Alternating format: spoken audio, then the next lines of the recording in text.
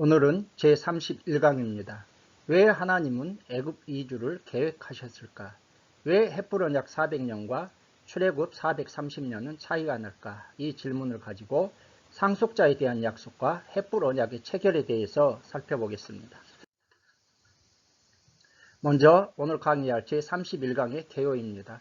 오늘 다룰 내용은 창세기 15장 1절에서 21절입니다. 먼저 상속자에 대한 약속을 살펴보겠습니다. 상속자에 대해서 약속하신 이유, 하나님의 해결책, 결과에 대해서 살펴볼 것이고요. 헷불 언약의 체결에 대해서 언약의 체결 이유, 언약의 준비 과정, 왜 재물을 쪼개고 마주 대하여 놓았을까? 왜 새는 쪼개지 않았을까? 언약의 체결, 언약의 성격, 언약의 내용, 400년 종살이와 4대 만에 돌아온다는 의미, 400년과 430년의 차이점, 왜 하나님은 애굽 이주를 계획하셨을까? 왜 하나님은 가나안 족속을 심판하신 후 땅을 주셨을까? 언약의 선포이란 내용으로 오늘 강의를 진행하겠습니다. 상속자에 대한 약속을 15장 1절에서 6절을 통해서 살펴보겠습니다. 먼저 상속자에 대해서 하나님께서 약속하신 이유입니다. 먼저 아브라함의 두려움 때문입니다. 1절을 보게 되면 이후에 여호와의 말씀이 환상 중에 아브라함에게 임하여 이르시되 아브라함아 두려워하지 말라 나는 내 방패요 너의 지극히 큰 상급이니라 말씀하셨습니다. 이 후에라는 것은 아브라함이 북부 연합군으로부터 롯을 비롯한 포로들을 구출한 후입니다. 아브라함은 비록 기습 공격을 통해서 전쟁에서 승리했지만 이제 막강한 북부 연합군의 보복이 있을 것에 대한 두려움에 직면해 있었다는 것입니다.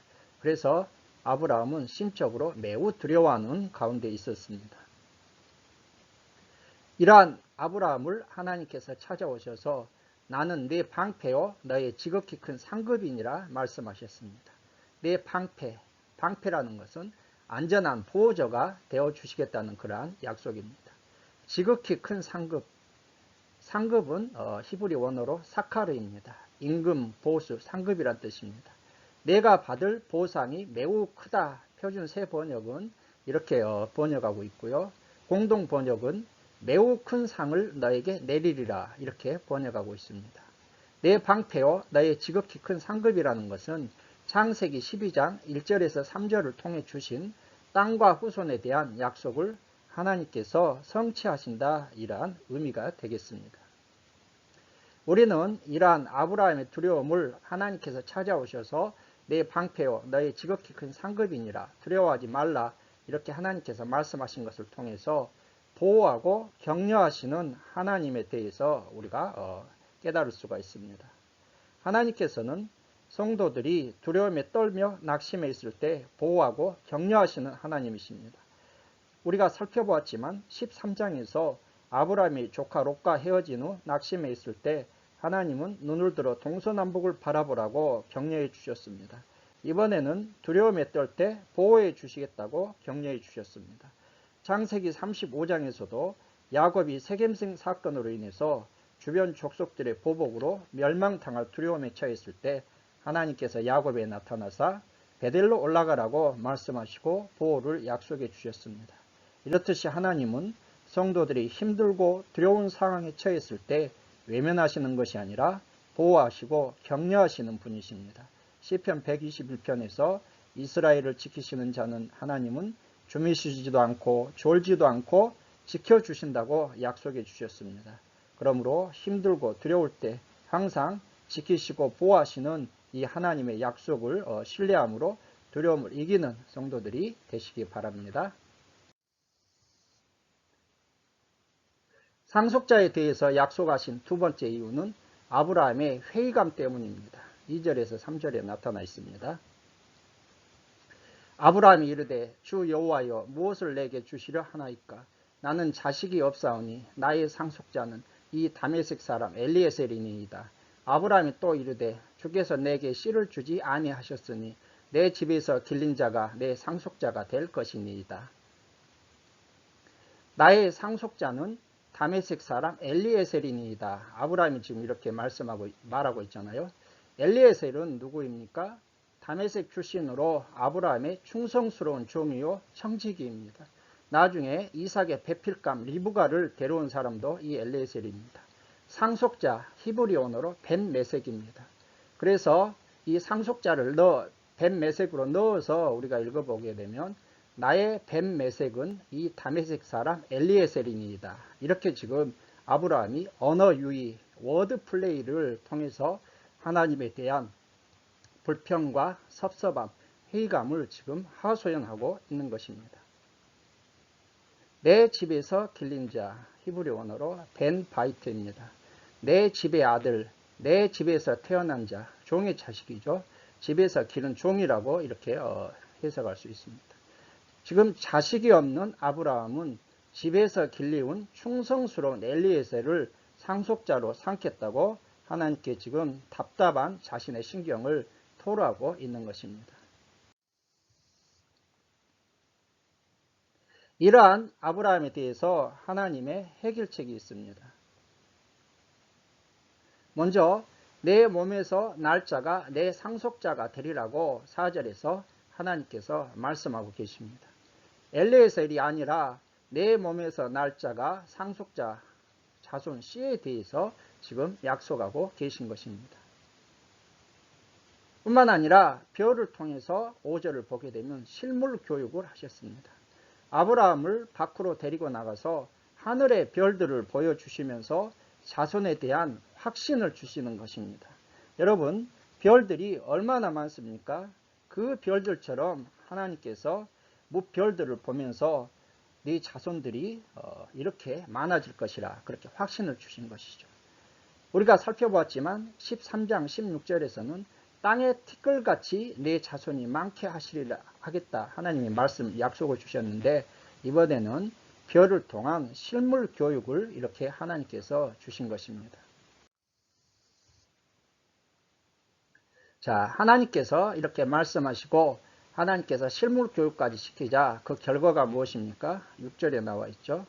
이제 아브라함이 믿었습니다. 믿다고 했을 때 아만, 신뢰하다, 믿다, 확실하게 하다, 지지하다, 충실하다.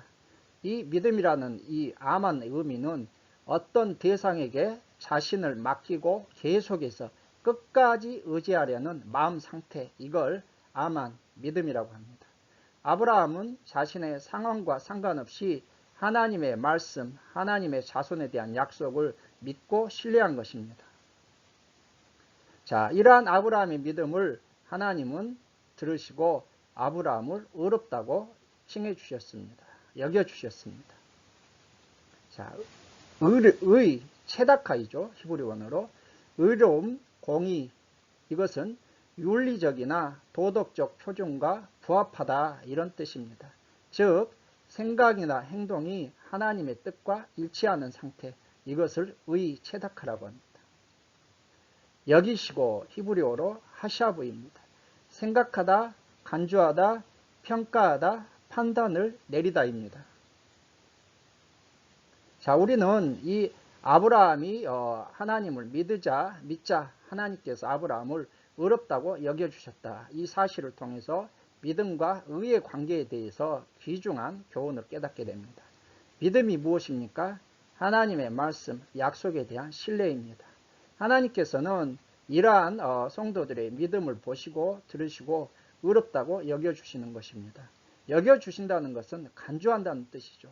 아브라함이 그렇다고 해서 죄가 없고 온전히 의로운 존재라는 뜻입니까? 그게 아니죠. 이 아브라함의 믿음을 보시고 하나님께서 의롭다고 하나님의 뜻에 합당한 자라고 간주해 주시는 것입니다. 인정해 주시는 것입니다. 이걸 가리켜서 칭의라고 하는 거죠. 로마서 4장 3절에서 5절은 이 15장의 말씀을 통해서 인용해서 사도 바울이 경건하지 아니한 자를 의롭다 하시는 일을 믿는 자에게 그의 믿음을 의로 여기셨다 말씀하고 있습니다. 여러분, 우리는 이 아브라함의 믿음과 아브라함을 의롭다고 여겨주시는 하나님의 이러한 칭의를 통해서 뭘 깨닫게 됩니까? 믿음은 자라가는 것이라는 것입니다. 아브라함도 처음부터 완전한 믿음, 완전한 칭의에 이른 것이 아니라 아브라함도 회의하면서 의심했지만 하나님의 약속의 말씀을 믿고 하나님의 칭의에 의해서 의에 이르게 되었다는 것입니다. 그러므로 저와 여러분들이 우리가 이 믿음이란 무엇인가, 하나님의 약속의 말씀을 신뢰하는 것이다, 믿는 것이다, 그걸 깨닫고 우리가 넘어지고 때로는 낙심할 때도 있지만 계속해서 하나님의 약속의 말씀을 믿고 붙들므로 말미암아 온전한 아브라함처럼 칭의 믿음에 이르는 모든 분들이 되시기 바랍니다.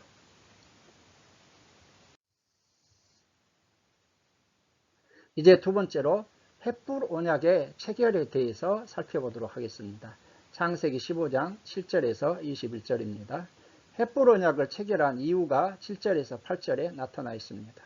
하나님께서 땅에 대한 약속을 다시 언급하시자, 7절에서 땅에 대한 약속을 언급하시자 아브라함이 이 땅을 소유로 받을 것을 무엇으로 알릴까 하면서 8절에서 증표를 요구합니다.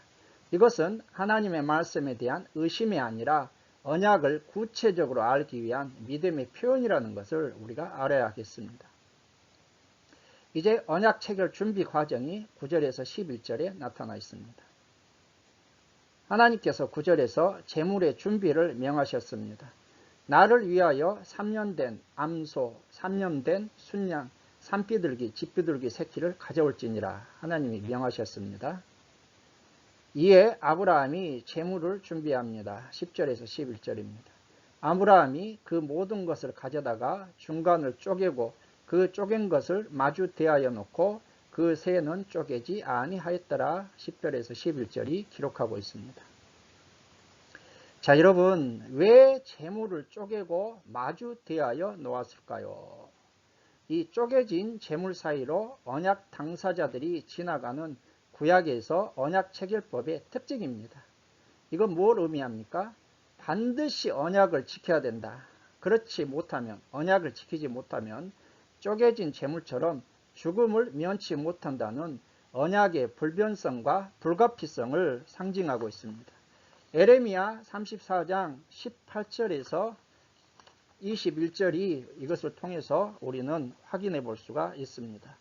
송아지를 둘로 쪼개고 그 두 조각 사이로 지나매 내 앞에 언약을 맺었으나 그 말을 실행하지 아니하여 내 계약을 어긴 그들을 곧 송아지 두 조각 사이로 지난 유다 고관들과 예루살렘 고관들과 내시들과 제사장들과 이 땅 모든 백성을 내가 그들의 원수의 손과 그들의 생명을 찾는 자의 손에 넘기리니 그들의 시체가 공중의 새와 땅의 짐승의 먹이가 될 것이며 또 내가 유다의 시드기야 왕과 그의 고관들을 그의 원수의 손과 그의 생명을 찾는 자의 손에 너희에게서 떠나간 바벨론 왕의 군대의 손에 넘기리라 말씀하고 있습니다. 하나님께서 언약을 맺고서 지키지 않는 시드기야 왕과 유다 고관들을 하나님께서 심판하신다는 것입니다. 그래서 히브리어로 언약을 체결하다를 카라트 페리트, 즉 언약을 끄다로 이렇게 표현하고 있습니다. 자, 그렇다면 왜 새는 쪼개지 않았을까요? 왜 새는 쪼개지 않았을까요? 어떤 사람들은 아브라함이 이유 없이 불순종하여 새를 쪼개지 않으므로 그의 후손이 애굽에서 400년간 종살이 하도록 징계되었다, 이렇게 설명하고 있습니다. 그러나 새를 쪼개지 않는 이유는 새가 너무 적으므로 새를 쪼갤 필요가 없었기 때문이라는 것입니다. 그래서 새는 2마리를 준비하여 쪼개지 않고 각각 마주박에 놓습니다. 나중에 율법에서도 새는 쪼개지 않고 머리를 비틀어 죽인 다음 날개만 살짝 찢어서 번제로 드리라고 레위기서 1장 14절에서 17절은 말씀하고 있습니다. 이제 세 번째로 언약의 체결에 대해서 12절과 21절을 통해 살펴보겠습니다. 해질 때 아브라함에게 깊은 잠이 임하고 큰 허감과 두려움이 임했다고 12절은 기록하고 있습니다.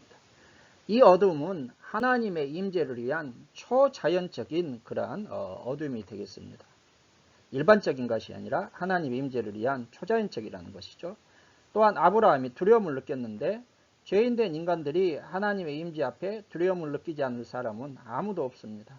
그래서 우리 성도들은 항상 두렵고 떨림으로 하나님을 경배하고 예배해야 합니다. 우리 성도들이 예수님의 보혈을 힘입어 담대히 하나님의 보좌 앞에 나아가는 것도 중요하지만 하나님을 예배할 때는 두렵고 떨림으로 경외함으로 예배해야 한다. 경외함은 예배의 굉장히 중요한 요소라는 것을 꼭 깨달을 수 있기를 바랍니다.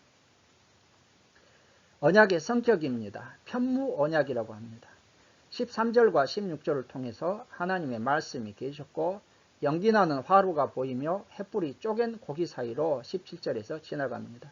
그리고 18절과 21절을 통해서 이 땅을 내 자손에게 주리라고 그렇게 하나님께서 언약을 선포하고 계신 것입니다.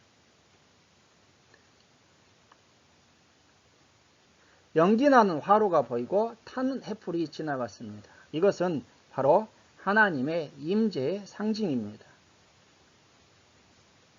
그러나 하나님만 지나가시고 아브라함은 지나갔어요? 지나가지 않았어요? 지나가지 않았죠. 잠자고 있었잖아요. 여러분, 사람 간의 언약은 서로 쌍방 간의 그러한 약속 언약이지만 하나님의 언약은 무엇입니까? 편무 언약입니다. 하나님 한 분이서 한다는 것입니다. 그래서 하나님은 아브라함을 비롯한 사람들과 언약을 맺을 때 하나님은 자기 자신과 언약을 맺으십니다. 그래서 아브라함이나 사람들의 신실성과 관계없이 하나님께서 주도적으로 언약을 지키겠다. 바로 이것이 하나님께서 아브라함을 비롯한 모든 성도들과 맺는 이러한 성경에 나오는 언약의 특징, 바로 편무 언약이다. 이것을 우리가 여기서 발견할 수 있어야겠습니다.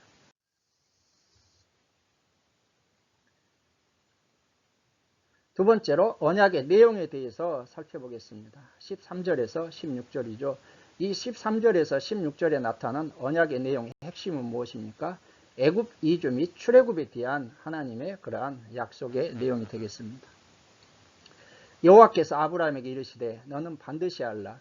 내 자손이 이방에서 객이되어 그들을 섬기겠고 그들은 400년 동안 내 자손을 괴롭히리니 그들이 섬기는 나라를 내가 징벌할지며 그 후에 내 자손이 큰 재물을 이끌고 나오리라. 너는 장수하다가 평안히 조상에게로 돌아가 장사될 것이요 내 자손은 4대 만에 이 땅으로 돌아오리니 이는 아모리 족속의 죄악이 아직 가득 차지 아니함이니라 하시더니.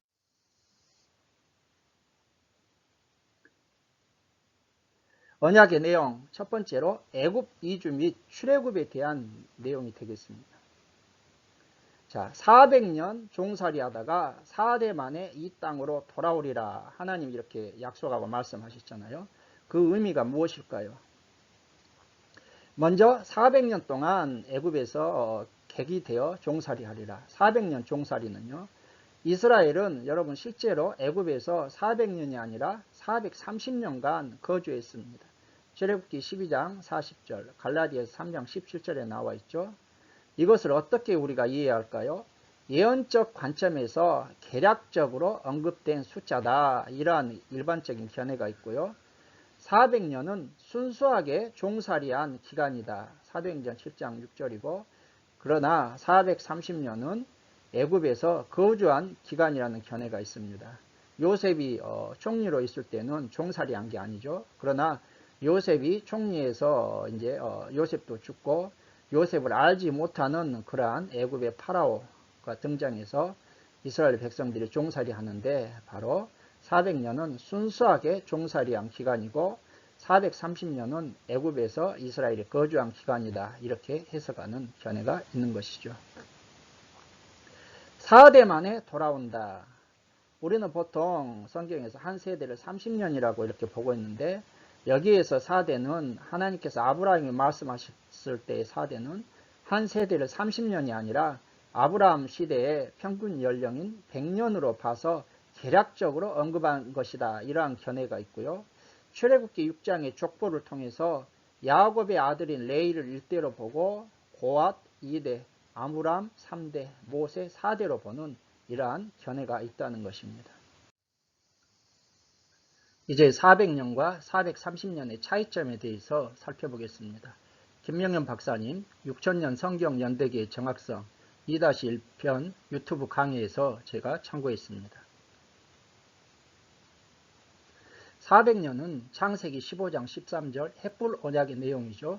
내 자손이 이방에서 객이 되어 그들을 섬기겠고 그들은 400년 동안 내 자손을 괴롭히리니.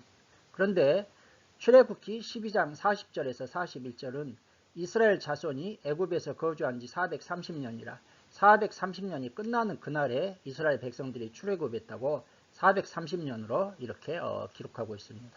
자, 그래서 이 400년과 430년 왜 이런 차이가 있을까? 앞 단락에서 제가 기존의 그러한 주장에 대해서 제가 설명을 드렸는데 김명현 박사님은 창세기 15장 13절과 출애굽기 12장 40절에서 41절은 같은 내용이 아니라는 것입니다.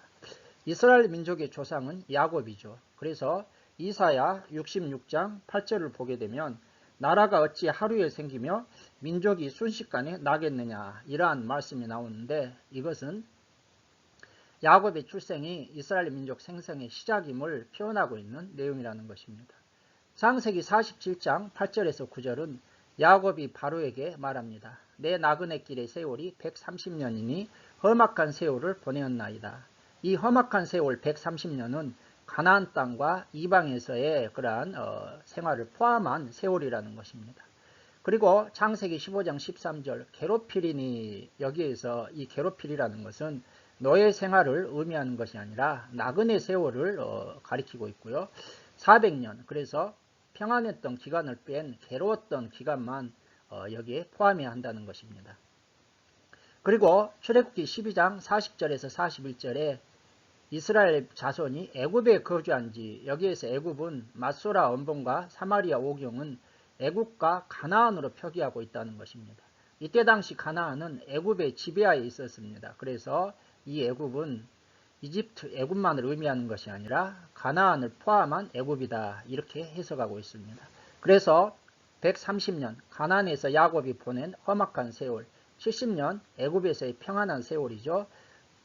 아들 요셉이 총리로 있었던 그 70년 애굽에서의 평안한 세월이고요. 230년 애굽의 노예 생활입니다. 이스라엘 백성들이 애굽에서 노예 생활, 순수하게 노예 생활한 것은 400년이 아니라 230년이라는 것입니다. 그리고 출애굽에서 40년 광야 생활을 했고요. 자, 이렇게 했기 때문에 이 400년은 130년 플러스 230년 플러스 40년 하면 400년입니다. 애굽에서의 평안했던 기간 70년을 제외하고 있는 것입니다. 그러면 430년은 무엇입니까? 가나안에서 야곱이 보냈던 험악한 세월 130년 플러스 애굽에서 보냈던 300년 하게 되면 430년이라는 것입니다.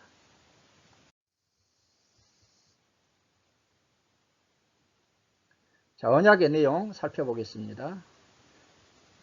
첫 번째로 애굽 이주 및 출애굽입니다.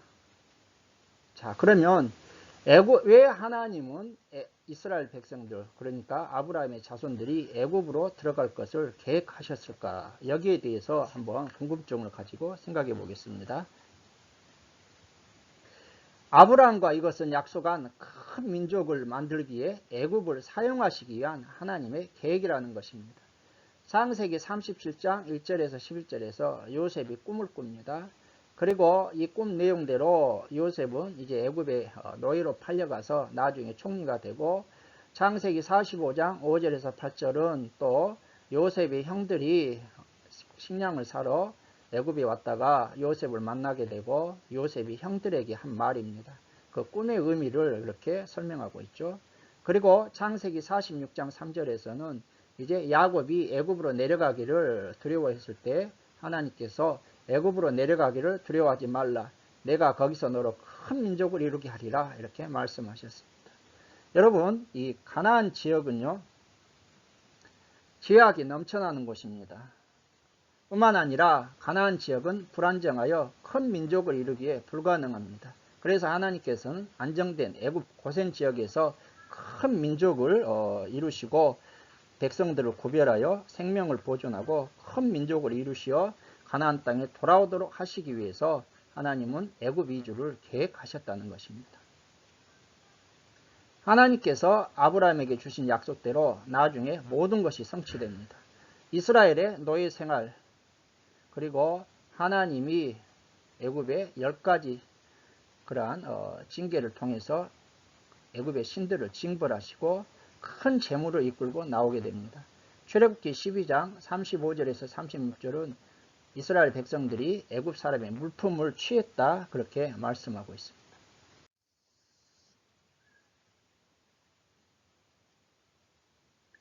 언약 체결의 내용 두 번째로 아모리 족속에 대한 심판과 가나안 땅을 주실 것을 16절에서 말씀하고 있습니다.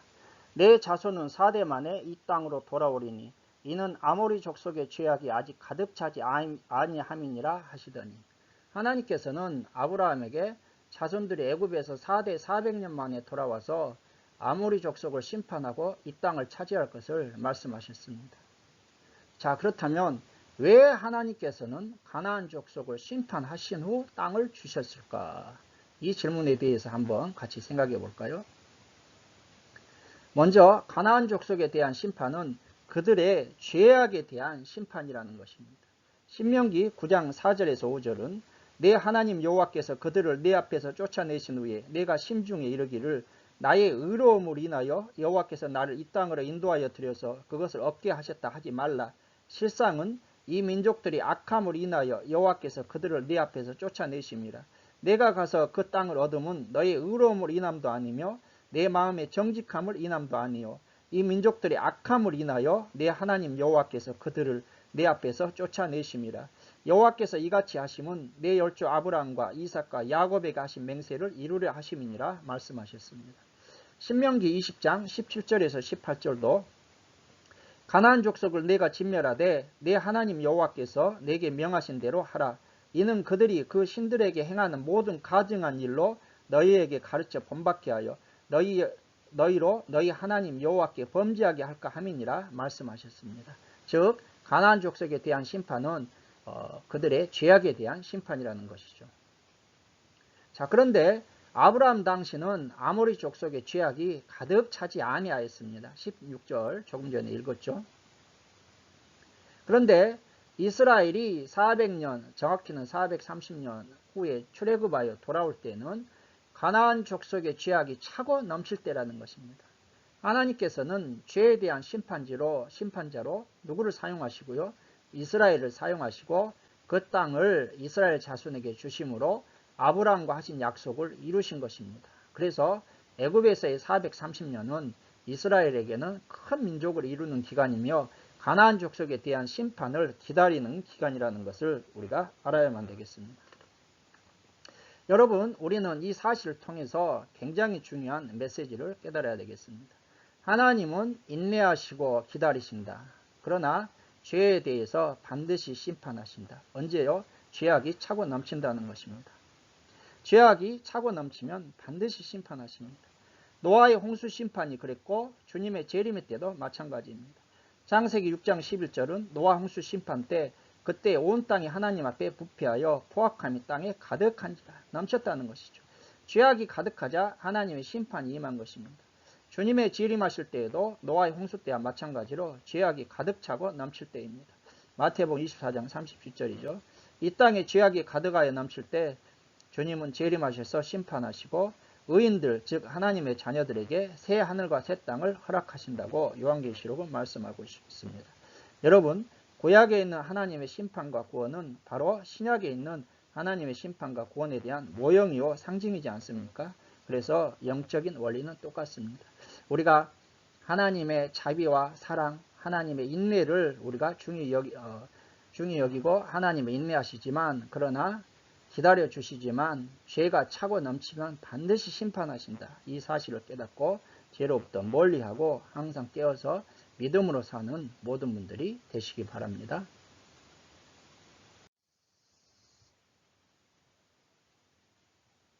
이제 세 번째로 언약의 선포가 18절에서 21절에 나타나 있습니다. 하나님께서는 아브라함과 헷불 언약을 체결하신 후 이 땅을 애굽 강가에서부터 큰 강 유브라데까지 내 자손에 주리라고 선포하셨습니다. 아브라함에게 약속하신 가나안 땅의 범위가 비로소 구체적으로 언급되고 있습니다.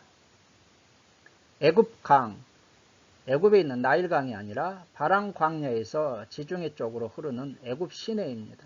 민수기 34장 5절, 여호수아 15장 4절에 나타나 있죠. 이스라엘의 남쪽 가장 남단의 경계가 되겠습니다. 애굽 강에서 유브라데까지 장차 이스라엘이 차지할 땅의 경계로서 가나안 열 족속들이 차지하고 있던 땅으로서 다윗과 솔로몬 때 비로소 성취됩니다. 왕상 4장 21절, 대하 9장 26절을 보게 되면 솔로몬 때에 바로 이 땅을 다 차지하게 됩니다. 여러분, 저는 오늘 강의를 시작하면서 왜 하나님은 애굽 이주를 계획하셨을까? 왜 헷불 언약 400년과 출애굽 430년은 차이가 날까? 이 질문을 드렸습니다. 이 질문에 대한 해답을 얻으셨습니까? 예. 애굽 이주를 계획하신 이유는 아브람과 약속한 큰 민족을 만들기 위해 애굽을 사용하시기 위함이라고 말씀드렸습니다. 그러면 400년과 430년의 차이점은 무엇이라고 말씀드렸습니까? 400년은 평온했던 기간 70년을 뺀 기간이고 430년은 야곱이 보냈던 세월 그리고 애굽에 생활해서 430년이라고 말씀드렸습니다. 이렇게 해서 오늘 강의를 마치고 다음 강의에서는 하갈과 이스마엘에 대해서 살펴보겠습니다. 오늘 강의를 시청해 주신 여러분들께 감사를 드리고 다음 강의에서 찾아뵙도록 하겠습니다. 감사합니다.